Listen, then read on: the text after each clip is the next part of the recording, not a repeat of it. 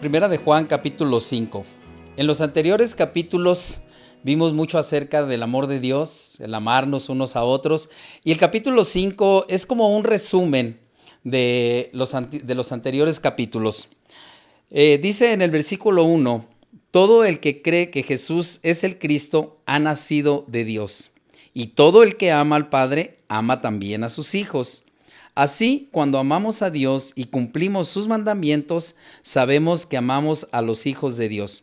En esto consiste el amor a Dios, en que obedezcamos sus mandamientos, y estos no son difíciles de cumplir, porque todo el que ha nacido de Dios vence al mundo.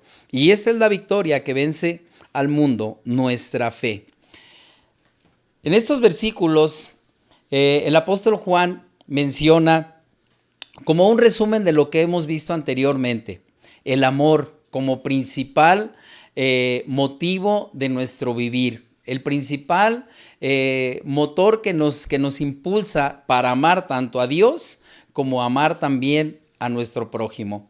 Y eso es lo que hace énfasis Juan en este último capítulo de su primera carta a la iglesia, el amor. El amor es imprescindible para todas las cosas. El amor de Dios es el amor que nosotros no conocemos antes de conocer a Dios. Porque el amor que nosotros conocemos sin Dios es un amor comercial, es un amor de toma y daca, ¿verdad? Si tú me das, yo te doy. El amor de Dios es incondicional y es la razón por la cual nosotros podemos llegar a amar a Dios y amar al prójimo. Cuando el amor de Dios incondicional está en nuestro corazón como hijos de Dios, entonces nosotros podemos amar a Dios y de igual manera podemos amar a nuestro prójimo.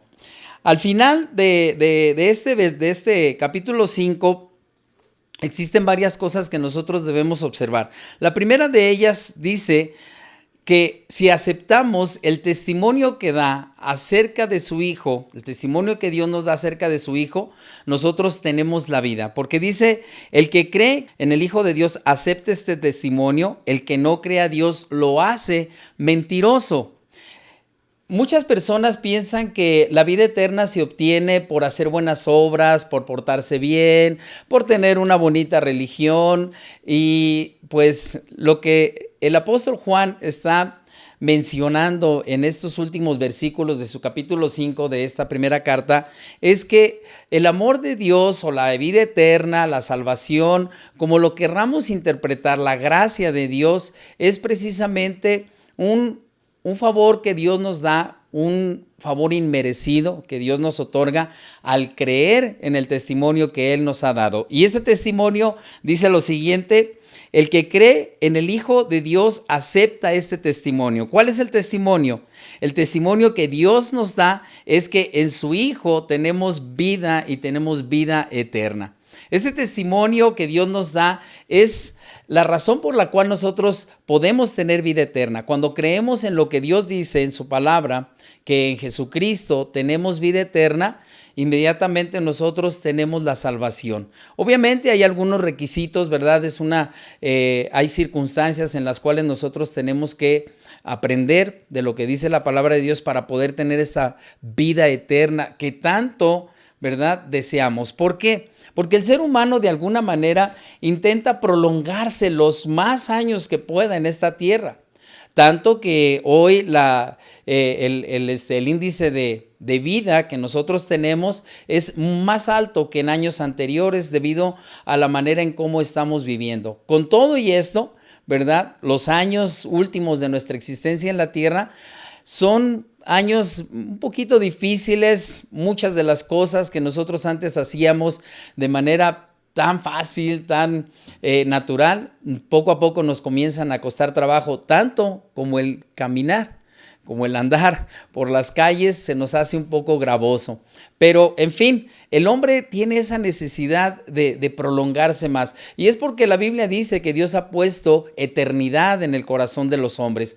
El deseo de vivir más tiempo es algo que Dios ha dispuesto para los seres humanos. Lamentablemente, el pecado vino a interrumpir esa eternidad que el hombre tenía al principio. Pero el Señor, en su infinita misericordia, en su bondad absoluta, nos ha dado la oportunidad de que nosotros podamos vivir eternamente, que aun cuando nuestro cuerpo naturalmente tiene que volver al polvo de donde fue tomado, nosotros podemos obtener vida eterna. Y esa vida está en su Hijo Jesucristo. Por lo tanto, Jesús es el que nos otorga vida eterna. Finalmente dice el apóstol Juan a la iglesia: les escribo estas cosas a ustedes que creen en el nombre del Hijo de Dios. Esta carta está escrita para los cristianos, los que creemos en el Hijo de Dios, que es Jesús, para que sepan que tienen vida eterna. Esto es algo que nos emociona, ¿verdad? Nos